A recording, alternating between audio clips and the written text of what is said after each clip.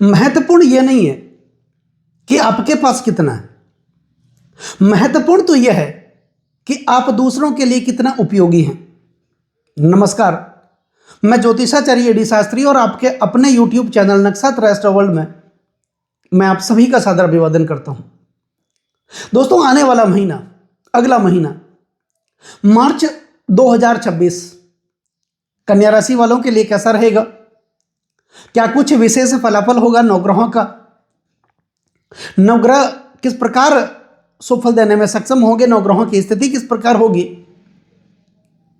दोस्तों, हर किसी की यह चाह होती है, इच्छा होती है जीवन को व्यवस्थित रूप से चलाने की, व्यवस्थित ढंग से चलाने की, और उसमें अगर सितारों का साथ मिल जाए तो फिर कहने क्या, सोने पे सुहागा। तो मार्च 2026 में कन्या राशि वाले जातकों के लिए क्या कुछ विशेष फलाफल होगा? नवग्रह क्या देंगे? क्या जीवन की अच्छी शुरुआत होगी? आज इस वीडियो के माध्यम से जानने का प्रयास करेंगे और समझने का प्रयास करेंगे।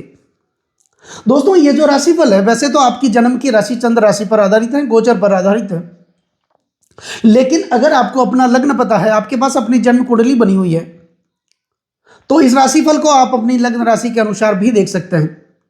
अपनी जन्म कुंडली का विश्लेषण मुझसे करवाना चाहते हैं, मेरे साथ चर्चा करना चाहते हैं, तो सिर्फ वीडियो और चैनल के डिस्क्रिप्शन में मेरे कॉन्टैक्ट नंबर हैं, आप मेरा संपर्क कर सकते हैं।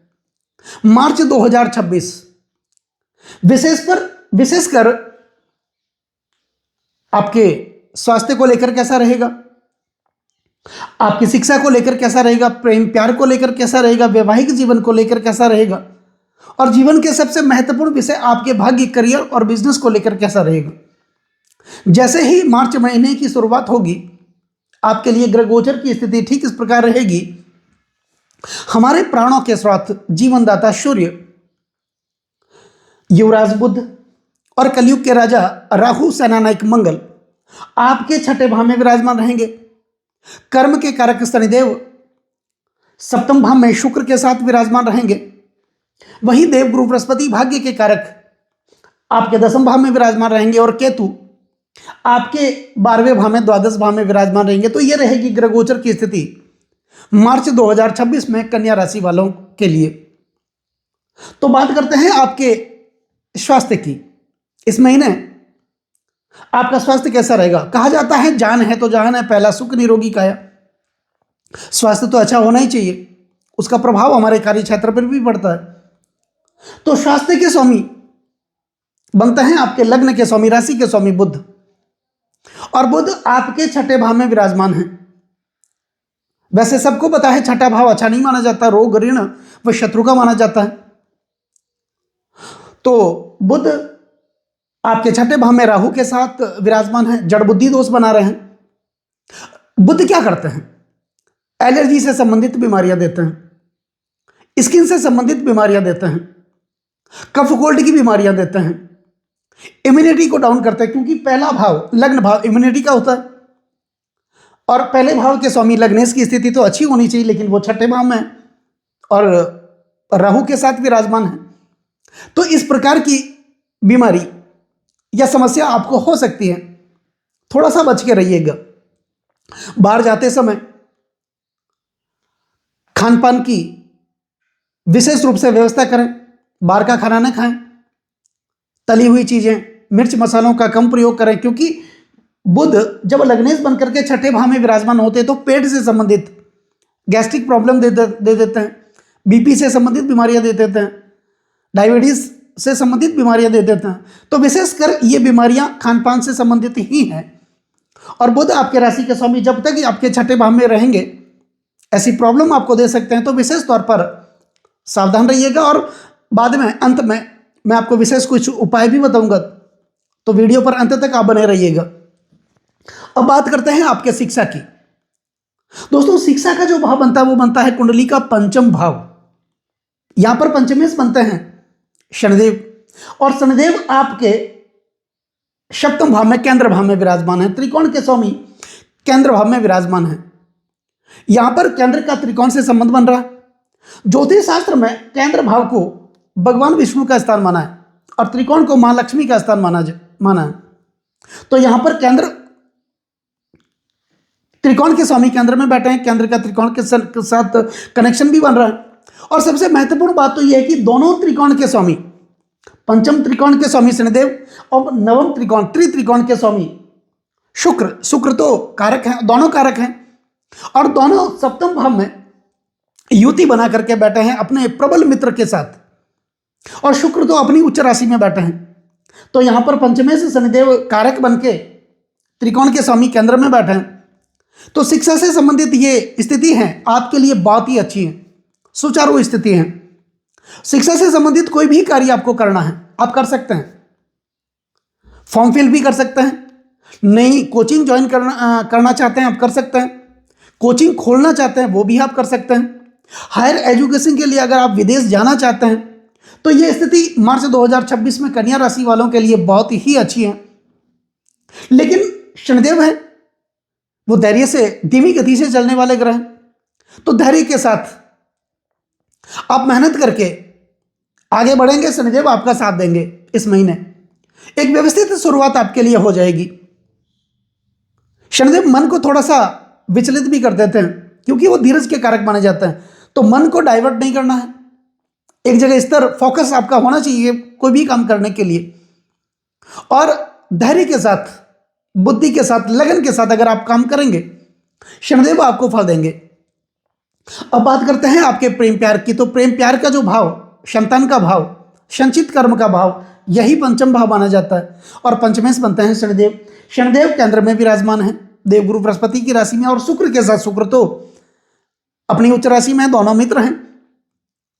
तो प्रेम प्यार के लिए भी ये स्थिति बहुत बढ़िया है। जो लोग पहले से प्रेम संबंधों में बंधे हुए हैं, जुड़े हुए हैं, उनका प्रेम शादी में बदलेगा। परेशानी हो रही थी, कठिनाइयां आ रही थी, परिवार वाले मान नहीं रहे थे, लेकिन यहां पर मानेंगे, आपकी शादी भी होगी। अब जो लोग अविवाहित हैं उनके लिए विवाह के प्रस्ताव भी आएंगे। जहां भी आप कार्य करते हैं, चाहे नौकरी करते हैं, व्यवसाय करते हैं, बिजनेस करते हैं, वहां पर आपको किसी के साथ प्रेम भी हो सकता है। तो प्रेम के हिसाब से भी ये जो महीना है मार्च 2026 आपके लिए अच्छा ही रहने वाला है। संचित कर्म का लाभ मिलेगा, जो मेहनत आपने की उस मेहनत का भी फल अच्छा देखने को मिलेगा। तो शिक्षा के क्षेत्र में, प्रेम के क्षेत्र में, संतान के क्षेत्र में भी स्थिति आपके लिए मार्च 2026 में अच्छी रहेगी। अब बात करते हैं आपके दाम्पत्य जीवन की, वैवाहिक जीवन की। सप्तम भाव बनता है वैवाहिक जीवन का भाव, दाम्पत्य जीवन का भाव। सप्तमेश बनते हैं देवगुरु बृहस्पति, दो केंद्र भाव के स्वामी हैं और केंद्र में ही विराजमान हैं। अच्छी स्थिति है बृहस्पति की। यहां पर शनिदेव बैठे हैं और शुक्र अपनी उच्च राशि में बैठे हैं। हालांकि देवगुरु बृहस्पति और शुक्र ये प्रबल शत्रु माने जाते हैं, लेकिन शुक्र जिस भाव में अपनी उच्च राशि में, स्वराशि में, मूल त्रिकोण राशि में अथवा मित्र राशि में विराजमान होते हैं, उस भाव के फल में यह वृद्धि कर देते हैं। तो यहां पर शुक्र जो कि विवाह के कारक माने जाते हैं, दाम्पत्य जीवन के कारक माने जाते हैं, पति पत्नी के कारक माने जाते हैं, तो वो अपनी उच्च राशि में बैठे हैं और भाग्येश बन करके बैठे हैं। त्रिकोण के स्वामी केंद्र में बैठे हैं, दो त्रिकोण के स्वामी शनिदेव और शुक्र दोनों सप्तम भाव में बैठे हैं, और सप्तमेश बृहस्पति खुद बैठे हैं केंद्र भाव के अंदर, दो केंद्र भाव के स्वामी बन करके। तो दाम्पत्य जीवन के लिए भी ये स्थिति बहुत बढ़िया है, पति पत्नी के लिए भी बहुत बढ़िया है, भागीदार के लिए भी बहुत बढ़िया है। पार्टनर में अगर आप कोई काम करना चाहते हैं, व्यवसाय करना चाहते हैं, तो मार्च 2026 से बढ़िया विकल्प आपके लिए कोई हो ही नहीं सकता। पति पत्नी एक दूसरे का साथ लेकर के, भावनाओं की कद्र करके, मिलजुल करके अगर काम करेंगे तो आपके कार्य क्षेत्र में भी प्रगति देखने को मिल सकती है। दाम्पत्य जीवन अच्छा रहेगा, वैवाहिक जीवन अच्छा रहेगा, और उसका प्रभाव पूरे पारिवारिक जीवन पर देखने को मिलेगा। तो यहां पर दोनों एक दूसरे को समझे, जिनकी सगाई नहीं हो रही थी उनकी सगाई भी हो रही, विवाह के प्रबल योग तो यहां बन ही रहे हैं। तो यह स्थिति बहुत बढ़िया है। अब बात करते हैं सबसे महत्वपूर्ण विषय, भाग्य, करियर और बिजनेस की। दोस्तों भाग्यश बनते हैं यहां पर शुक्र, नवम भाव के स्वामी, और शुक्र की स्थिति क्या है, सप्तम भाव में अपनी उच्च राशि मीन राशि में बैठे। भाग्यश जब केंद्र भाव में बैठ जाएं, वैसे ये लक्ष्मी योग भी बनाते हैं और शुक्र लक्ष्मी के कारक भी माने जाते हैं, तो यहां पर लक्ष्मी योग भी बन रहा है। त्रिकोण के स्वामी, भाग्य के स्वामी अपनी उच्च राशि में बैठे हैं और शनिदेव के साथ, शनिदेव भी कारक बनते हैं, त्रिकोण के स्वामी दोनों बैठे हैं यहां पर, तो भाग्य का प्रबल साथ देखने को मिलेगा। भाग्य में जो रुकावटें आ रही थी वो रुकावटें आपकी दूर होगी।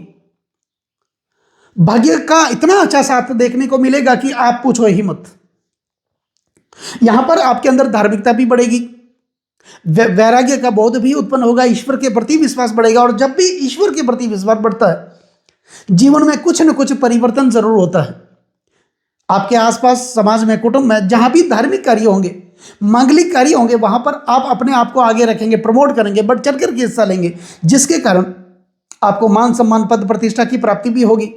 पिता के साथ संबंध अच्छे होंगे, क्योंकि नवम भाव पिता का भी माना जाता है, और पिता के नवम भाव के स्वामी शुक्र अपनी उच्च राशि में केंद्र भाव सप्तम भाव में बैठे हैं, तो पिता से वैचारिक मतभेद दूर होंगे, जिसके कारण क्या होगा, आर्थिक सहायता आपको मिलेगी। और जब आर्थिक सहायता मिलने लगती है तो जीवन में प्रगति होती है, पारिवारिक जीवन अच्छा होगा, कर्ज के बोझ से आप मुक्त भी होंगे। कर्जा उतरने का पहले नाम ही नहीं ले रहा था, लेकिन वो कर्जा अब उतरेगा, तो आपकी वित्तीय स्थिति, आर्थिक स्थिति अच्छी होगी। कार्य क्षेत्र में प्रगति देखने को मिलेगी, कोई नया रोजगार भी आप कर सकते हैं, नया व्यापार भी कर सकते हैं, अपने जन्म स्थान से दूसरे स्थान पर जाकर के आप कोई व्यवसाय लगा सकते हैं, नौकरी भी करना चाहते हैं तो आप कर सकते हैं। यहां पर भाग्य का साथ आपको देखने को मिलेगा। अब बात करते हैं आपके कार्य क्षेत्र की। अब कार्य क्षेत्र के जो भाव बनता है वो दसम भाव बनता है, और दसवें से बनता है बुध। बुध भले ही वो छठे भाव में हैं, लेकिन यहां पर देवगुरु बृहस्पति बैठे हैं बुध की राशि में और दसम भाव के अंदर, और बृहस्पति दो केंद्र भाव के स्वामी बनकर के केंद्र भाव में बैठे हैं। हालांकि कार्य क्षेत्र में थोड़ा सा मतभेद देखने को मिल सकता है, ये बुद्धि भ्रष्ट हो सकता है, मति भ्रम कर सकता है, लेकिन इसके कुछ उपाय हैं। उपाय करके अगर आप कोई कार्य करेंगे तो कार्य क्षेत्र में भी प्रगति देखने को मिलेगी। आपके सपने, आपकी इच्छाएं पूरी होगी, पद प्रतिष्ठा की प्राप्ति होगी। कोई अगर आप नौकरी करते हैं तो प्रमोशन मिलेगा, पदोन्नति भी मिलेगी। और अगर आप व्यवसाय करते हैं, बिजनेस करते हैं, तो कुछ बिजनेस में नयापन भी लाना चाहते हैं, आप ला सकते हैं मार्च 2026 में। बहुत अच्छी स्थिति है। अब बात करते हैं आपके व्यापार की, एकादश भाव की, लाभ का भाव। यहां पर चंद्रमा बनते हैं लाभेश, और चंद्रमा तो आप सबको पता है वो तो तीव्र गति से चलने वाले ग्रह हैं, 2.25 दिन में ही अपनी राशि को बदल देते हैं। तो यहां पर लाभ भाव के स्वामी चंद्रमा बनते हैं, तो लाभ में भी बड़ा लाभ प्राप्त होगा। आप व्यापार के सिलसिले में बाहर की यात्रा भी कर सकते हैं, नए लोग आपसे जुड़ेंगे, नए नए लोगों के साथ आपका जुड़ाव होगा, बातचीत होगी, सार्थक बातचीत होगी। कोई प्लान करेंगे आगे बढ़ने का, कोई नौकरी करने का या व्यवसाय करने का नया प्लान बनाएंगे, आप भ्रमणशील बनेंगे, घूमने फिरने की योजना भी बनाएंगे।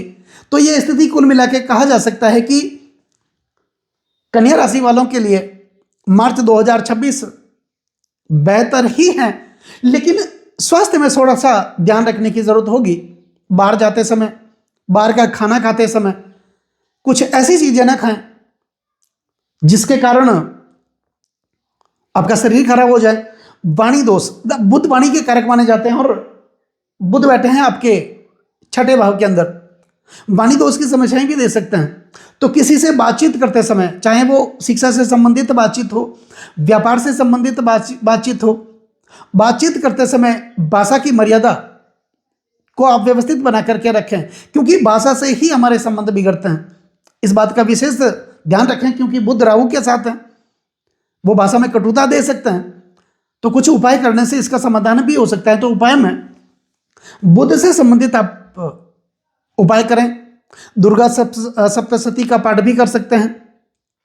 हरा नारियल, उसमें छेद करके तांबे का खोटा सिक्का डाल करके अपने ऊपर, सर के ऊपर 11 बार घुमा करके बहते हुए जल में आप प्रवाहित कर सकते हैं। बुद्ध के पौराणिक मंत्रों का उच्चारण करें, बुद्ध के बीच मंत्रों का उच्चारण करें, और माँ भगवती की आराधना आप जरूर करें। 12 वर्ष से छोटी कन्याओं को आप भोजन बुधवार के दिन जरूर करें, हो सके तो बुधवार का आप व्रत करें। आपके लिए स्थिति बहुत बढ़िया है। तो दोस्तों, कैसा लगा ये वीडियो? अगर आपको अच्छा लगा हो मेरा समझाना आपको अच्छा लगा हो, समझाने का तरीका अगर आपको सार्थक लगा हो, तो इस वीडियो को आप आगे से आगे शेयर जरूर करें, बेल आइकन बटन को जरूर दबाएं ताकि मेरे आने वाले और भी नई नई वीडियो के नोटिफिकेशन सीधे आप तक पहुंच जाएं। लाइक जरूर करें, कमेंट जरूर करें, क्योंकि आपका एक लाइक और एक कमेंट मेरे अंदर बहुत ज़्यादा आत्मविश्वास भर देता है। और कमेंट में ओम बुधाय नमः, ओम नमः शिवाय आप जरूर लिखें। चैनल को सब्सक्राइब जरूर करें। नमस्कार।